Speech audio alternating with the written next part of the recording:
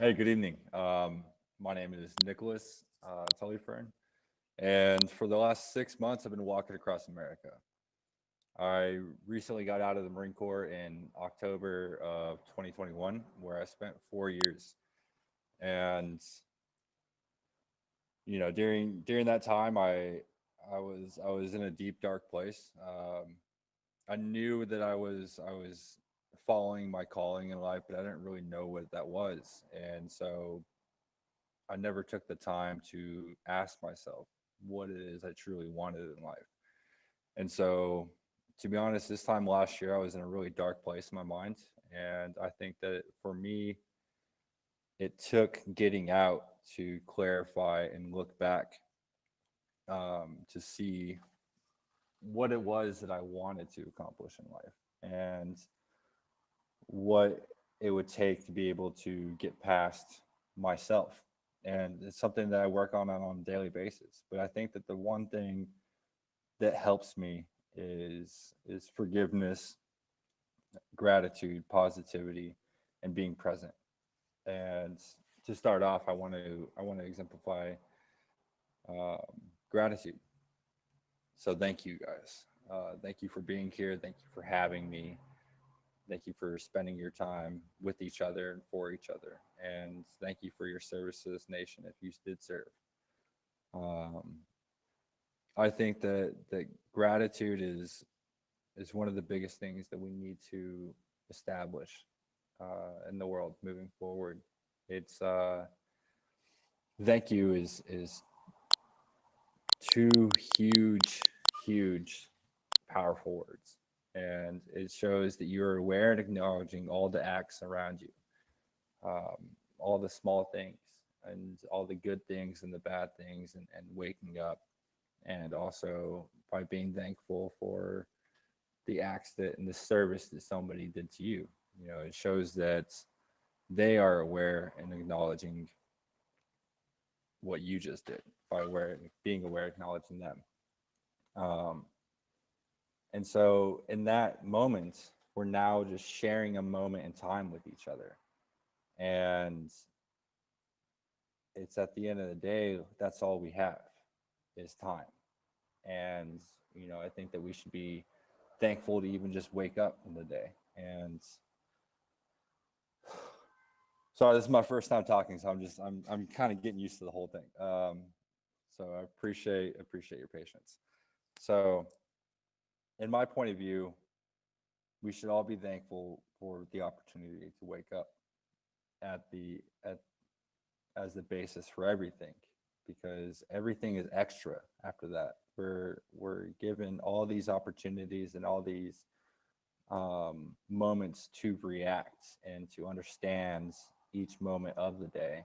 But if we aren't acknowledging the first act of how the day started, then how can we truly appreciate all else it is? And I feel that, it's like sometimes we are thinking and living in the past and we're living in the future, but we never truly try to find our place in the present. And I feel that, uh, as we move forward each day, we lose ourselves because we lose the ability to be present. And I find that there's three constant positives in each day to remind us of the present. And it's the opportunity to wake up, how we react to the day, and the gift to be able to go to sleep. And, sometimes it's a crap day, but we woke up. And in my opinion, the real adventure in life starts when we see and look for the positives interlinked between those three. You find one, you find two, now you're on a scavenger hunt. And now you're looking for all the positives in each and every situation. And so when you come across a perceived negative situation, and sometimes you can't find the positive, um, but if you try your damnedest, you'll be able to find it. And sometimes the only thing that's in that negative situation is the fact that you woke up. And It's time gives us the ability to look back and look forward and to look beyond and be here.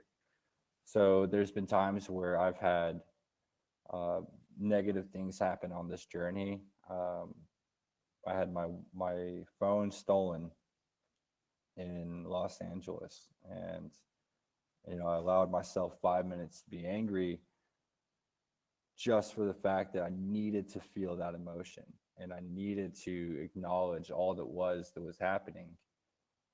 But after that 5 minutes, I took a deep breath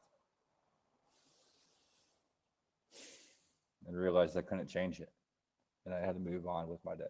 And I think establishing a bit of calmness throughout our time is how we allow ourselves to adjust and move throughout each day. And um, I'm sorry, I'm trying to get on this whole speech and talk with you guys and teach, but at the end of the day, I'm still learning who I am, and I'm trying to be like, oh, like I know all this stuff, when at the end of the day I'm still learning, and I'm still establishing my perceptions and my way through life. And so by being up here, I'm doing my damnedest to not be nervous when I am, and I think that all I can really do is just try to show my real self.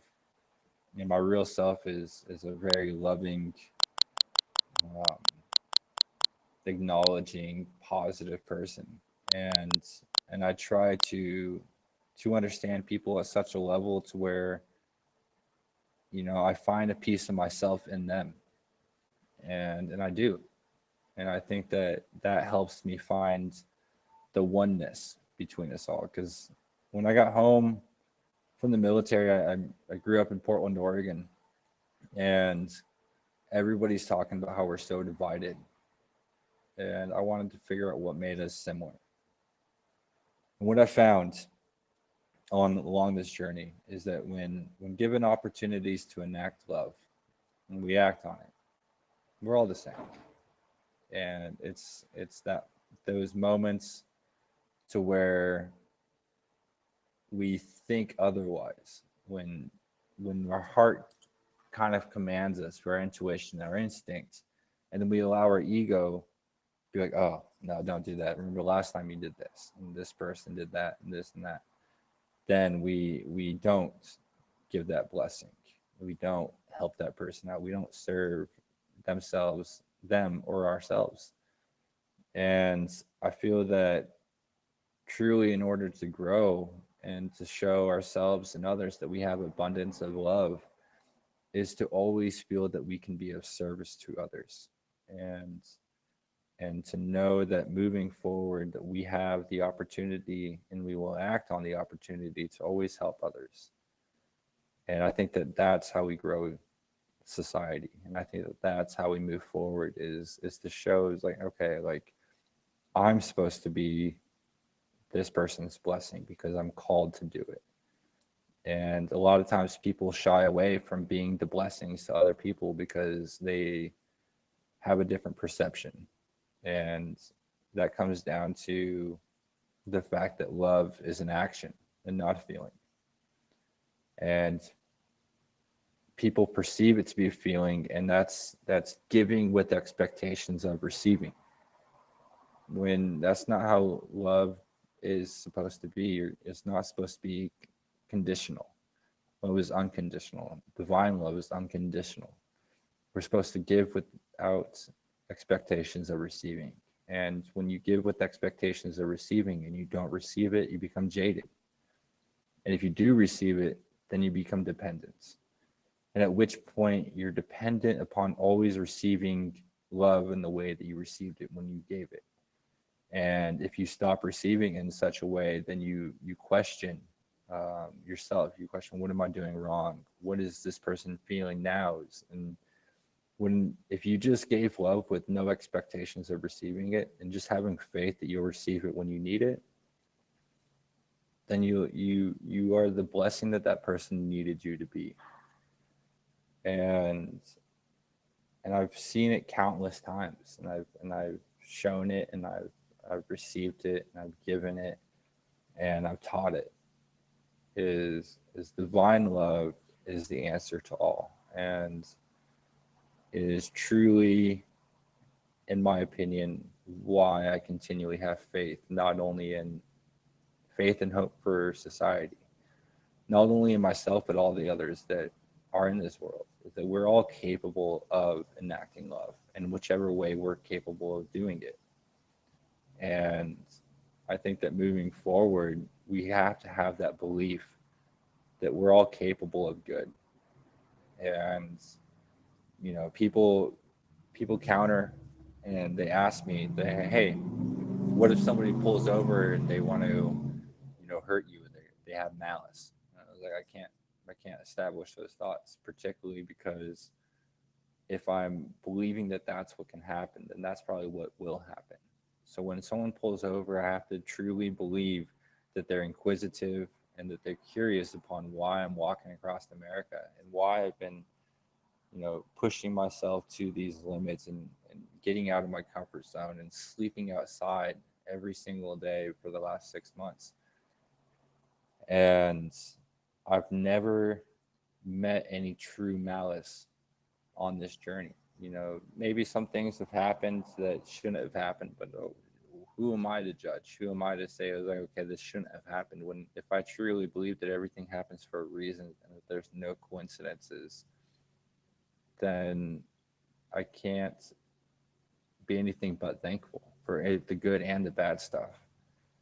And it's allowing ourselves to perceive the world in simplistic format. And I see that so many people are angry and depressed about the past, or they're fearful and anxious about the future, but they're never allowing themselves to be at peace. And peace is in the present, and it's finding ways to the present. And there's multiple ways to do so. Gratitude is a big one. um, there's also breathing, and acknowledgement of breath, and doing breathing exercises is a huge one, because it's life. That's our life force, is breath. And then also joy. And what we find joyful is a direct example of how our heart speaks with us. Right? Damn, like, I would love to do that. Then go do it. Go do with what you think you would really enjoy doing. Like, because when you're doing a joyful act, you're fully in the present moment, and you're at peace, and everything makes sense. And it's like rock climbers will be totally in the moment because that's what they find joyful, and they have to be. Motorcyclists, those that love riding motorcycles, they're always in the present, not only because their life depends on it, but because that's what they love doing. Reading books, is like you're fully enveloped into what you're reading. You're able to establish a train of thought that's other than your own sometimes. And I think that as we move forward, we have to listen to our heart and stop allowing our ego to take over. And it's a hard fought battle. But we also have to believe that through our love and through our intuition, with intent, interests, and interpretation of our heart, all can happen. Because love is limitless.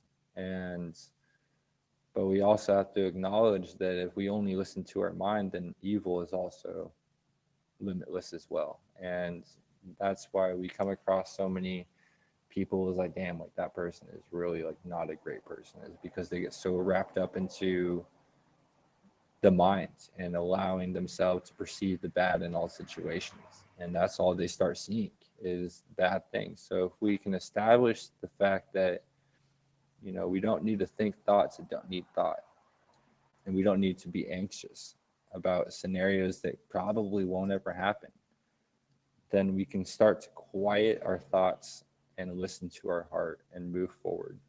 And I see life like a lot like driving a car. Um, you have the rear view mirror, and in the past, as I stated, that there's anger, depression, but there's also joy. And the rear view mirror, as small as it is, it's meant to be looked at for those joyful moments. And but what a lot of people do is they stare into what made them angry, what made them sad, and they crash. Whereas it's meant to be glanced at, to know and have faith that because you had those joyous moments before, that you can then therefore create and have joyous moments moving forward.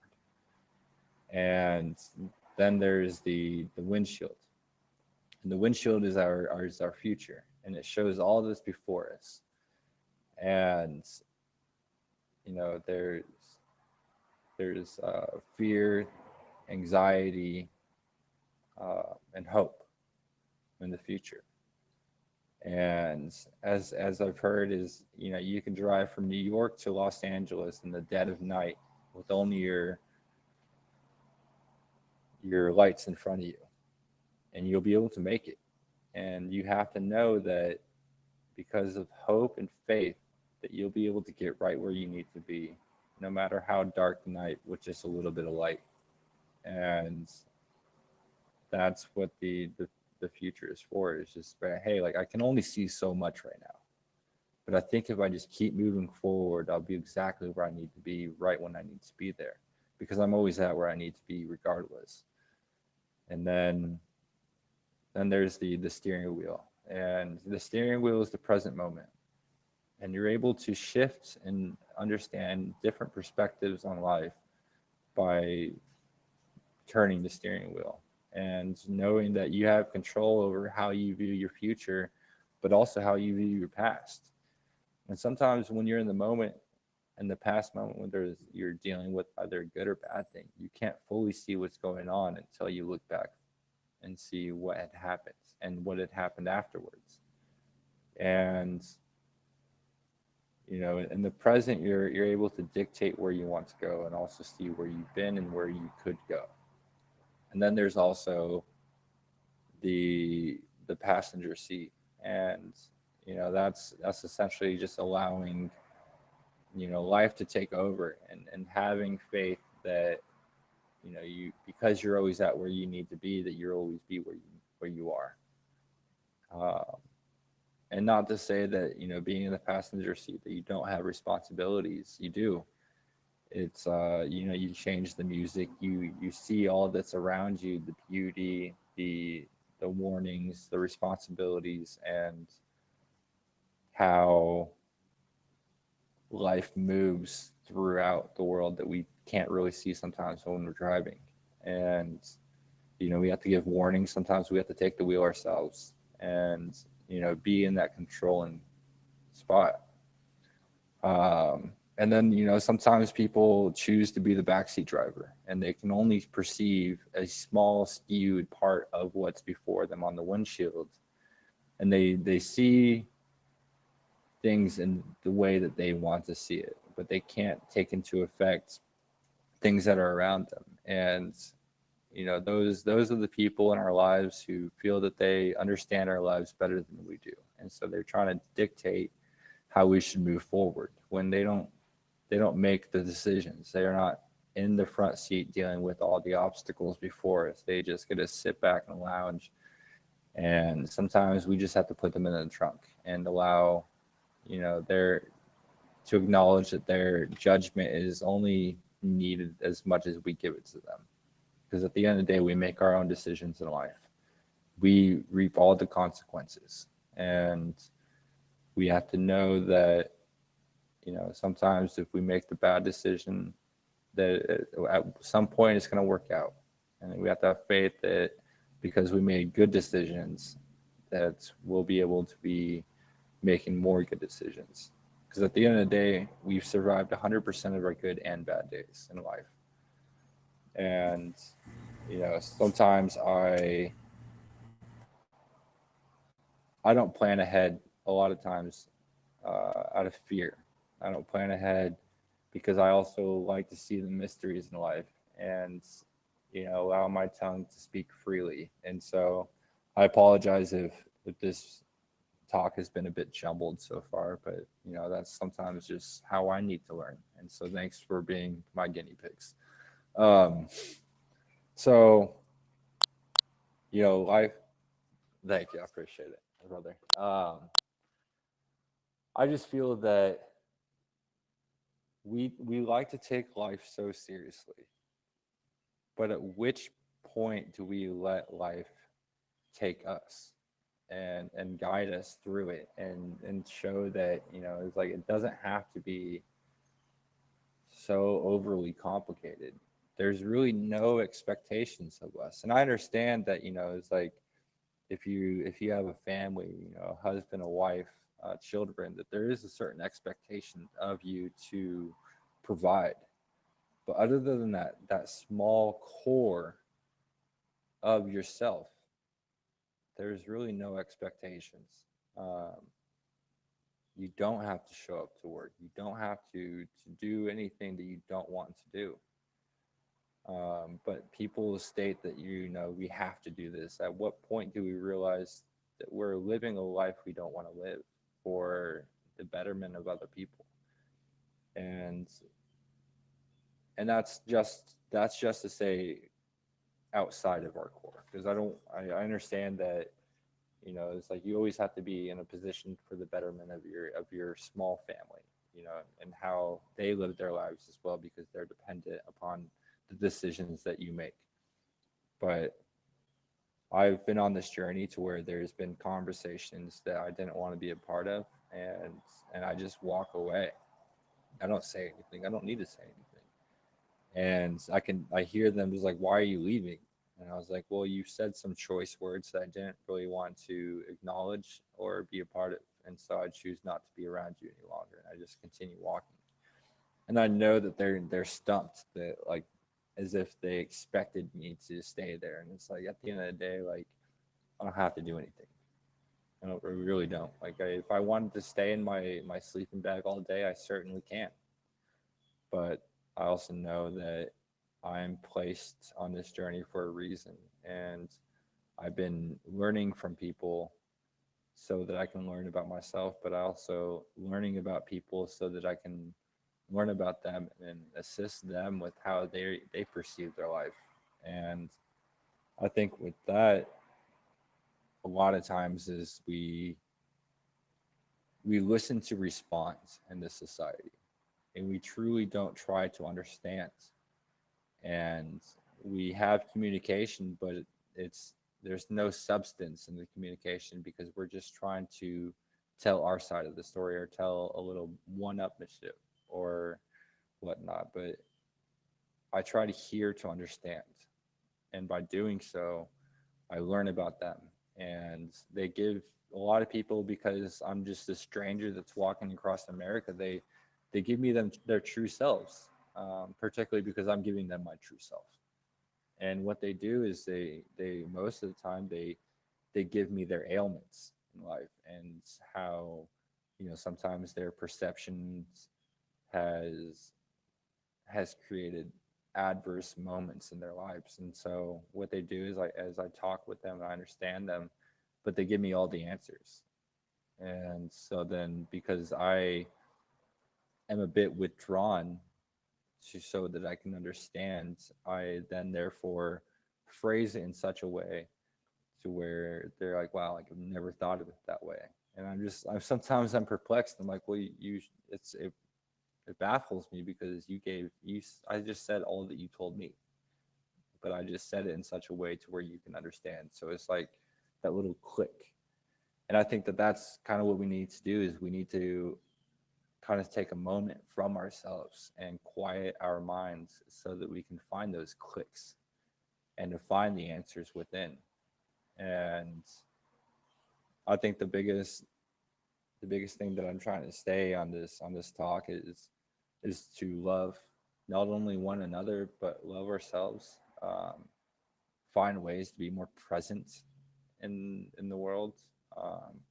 to be of service to each other, to approach life with gratitude, and to know that we are capable of limitless love, and we're capable of creating all these things in life that we want if we so truly believe that we can achieve it.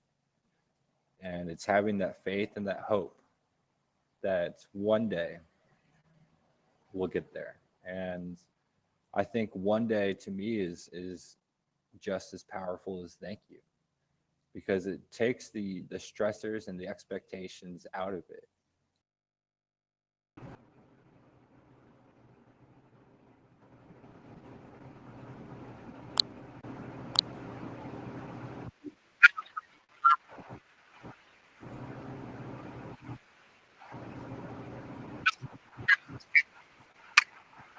Okay. Yeah, that sounds good.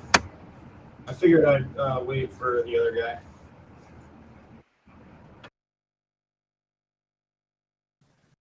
And people are living in the past or the future, and those are just theirs and thens of a here and now. And if we realize that we're always in the present moment, always in the here and now, then moving forward, we don't have to worry about not being somewhere we're not, because we're always somewhere we are. And that's, kind of a big foundation of what I've learned on this journey this far. I've been on it 6 months, and I'm heading all the way up to Washington, D.C. Um, and I'm proud of myself, and I'm thankful for the opportunities that have been presented to me. So thank you guys for being here, and I appreciate that.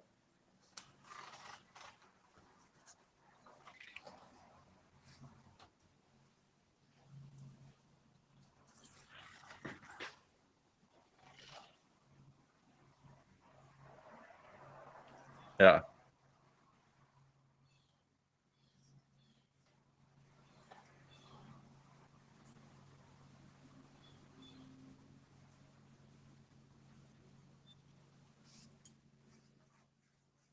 Yeah, sorry if it felt a bit jumbled to me, but I was just trying to roll with it. So thank you guys for your patience.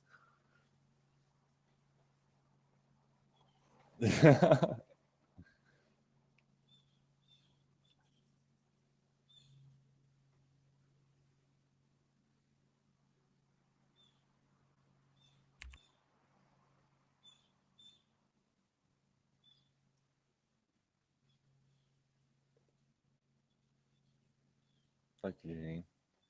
Appreciate you. It's definitely been a blessing, and there's been moments to where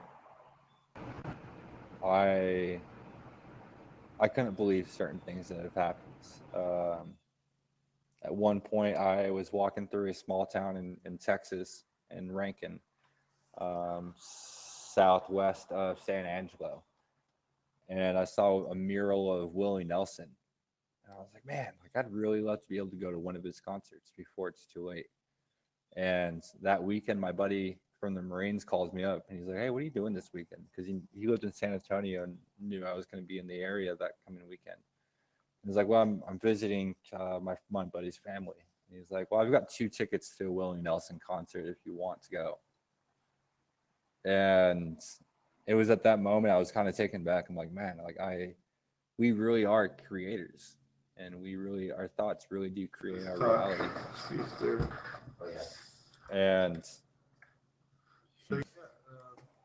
And so it's having that faith that because we are acknowledging of our intentions and what we want in life, that they can happen. And there's been moments to where people have asked me, they stop me and they're like, hey, like, what do you need? What do you want? And for me, that's the hardest thing, because I don't want to ask for a bottle of water and all they have is soda. And I don't want to create a feeling of lack, because for me, lack transitions to fear, and fear is the absence of love, completely contradictory towards the initial action. And so I state no, but thank you for the opportunity to give. and so that their time feels valued, because it is. And there was a time on the California coastline to where this lady pulled over and asked if I needed anything, and I said no, but thank you for the opportunity to give, and she drove away. And I just looked up and I was like, man, I could really use a bed and a shower right now, because I'd been on the road for 2.5 weeks and I hadn't, really cleaned myself at that point, other than like baby wipes. And I get to this small town, or Ragged Point Inn in California, and I'm outside eating a burrito at the general store, and this guy comes up to me and he asked me, he's like, "Where are you sleeping tonight?" I was like, "Oh, like a mile or two down the road alongside of it." And he hands me a key, and he's like, "Well, I'd really like you to stay here on us." And it was at that point that I truly did realize that, if we do believe that we can have something in our life, then we can create it. And I think that what a lot of times people do is they're like, "Oh man, I would really love to be able to do that," but they don't apply emotion to it. And essentially, like when we want to manifest and create something in our life, we place it into a shopping cart, like let's say on Amazon. But the only payment is emotion and faith, whether it can or can't happen. But what a lot of people do a lot of times is they're like, "Oh, I'd really love to have that." So they place it in the shopping cart, but then a few days later they're like, "Oh, I can never have that in my life." And that's at that point to where they fully feel this emotion of not being able to receive it. And then they pay for it with their emotions of negativity. And then, a couple of weeks go by and they're like, "Man, like my prayers aren't being answered. Like I said that I wanted this in my life and it never came." And it's at that point to where they don't realize the negative self-talk. They don't realize the other voice that's speaking through them, saying that they don't deserve anything in their life, or they're not good enough for anything to happen. And it's at that point to where we let our thoughts run wild of overthinking, of anxiety, of sadness, depression, anger, and we don't take account for them. And we pay for things we don't want with feelings we don't need. And I think if we just take moments to kind of just set aside our day, then we can allow ourselves to acknowledge how we feel, and not always act on how we feel, but acknowledge what we're feeling, whether we're feeling joyous, or we're feeling happy, angry, sad. And that's kind of an indicator of where we are in life. And I think that it's just, we all deserve moments to ourselves. And whether we find those moments 5 minutes a day in the bathroom, whether we find ourselves um, 30 minutes before work on our way, it's a way to come back to ourselves and learn to love ourselves just a bit more in whatever fashion we need to learn to love ourselves. And it's kind of what I got.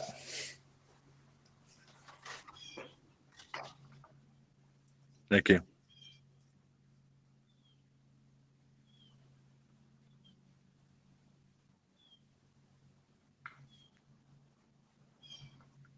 Thank you for having me.